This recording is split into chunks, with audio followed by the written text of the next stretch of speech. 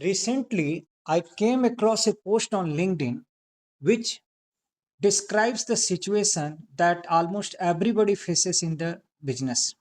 The manager or the business asking why this report is delayed, and look at what is the demand of the business or manager. Add one filter, probably the data set has some variables which is not available as a filter and business is struggling. Break down by region so that you can see how different regions are doing. Change chart type, probably it is a bar chart, now you want a pie chart. Add the target so that you could know the current figure, how does it sound against the target, and remove probably one column which nobody wants to see. And look at the response that the data analyst is saying, because your small changes become a completely new dashboard, and that's why I'm taking time. What is the way out? What is the solution?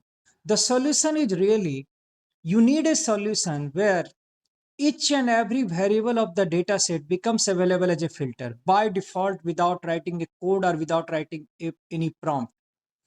You want to change chart type, it should be just a selection. Anything, any chart you select and you say, give me another chart, and it should give.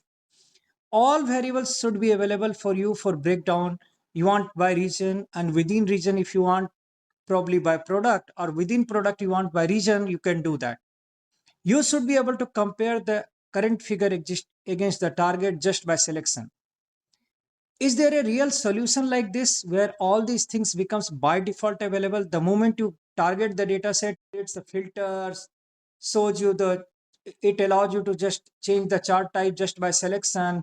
You can do any breakdown or in any order. You can see it in comparison of any target. Is it really possible? It is definitely possible. Extreme ML by Pro Data Science does exactly the same.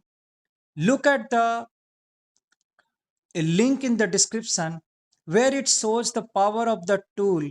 It actually cloud code, but it also shows you the power that how everything is available by default without any effort. Because the code, the tool has too much of AI in itself.